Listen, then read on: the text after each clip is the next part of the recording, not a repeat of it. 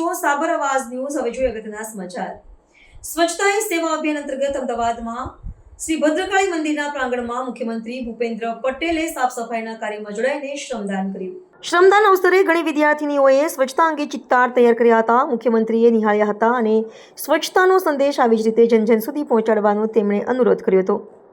આજે શ્રદ્ધેય દીનદયાળ ઉપાધ્યાયની જન્મજયંતિ નિમિત્તે વડાપ્રધાન શ્રી નરેન્દ્ર મોદીએ દેશવાસીઓને સ્વચ્છતા માટે શ્રમદાન કરવાનું આહવાન કર્યું હતું। વડાપ્રધાન શ્રી નરેન્દ્ર મોદીના જન્મદિવસ તારીખ 17 સપ્ટેમ્બરથી ગાંધી જયંતિ તારીખ 2 ઓક્ટોબર સુધી સમગ્ર દેશમાં સેવા પખવાડિયાની ઉજવણી થઈ રહી છે।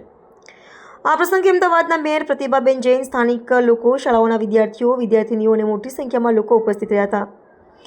આ ઉપરાંત ખાડિયા રાયપુર વિસ્તારમાં પણ ભાજપના અગ્રણીઓ ભૂષણ ભટ્ટ, પંકજ ભટ્ટ, નિકી મોદી, ઉમંગ નાયક અને ગીતાબેન પરમાર સહિત અન્ય કાર્યકરોએ સાફ સફાઈ કરીને પોતાનું શ્રમદાન કર્યું હતું। રિપોર્ટર કશ્યપ ભટ્ટ, અમદાવાદ। આવા ન્યૂઝ જોવા માટે સાબર આવાજ યુટ્યુબ ચેનલને સબસ્ક્રાઇબ કરો અને લાઇક કરો, જેથી હવે પછીના દરેક સમાચાર સબસ્ક્રાઇબ કરેલા હશે તેઓને નવા સમાચારની માહિતી મળી જશે।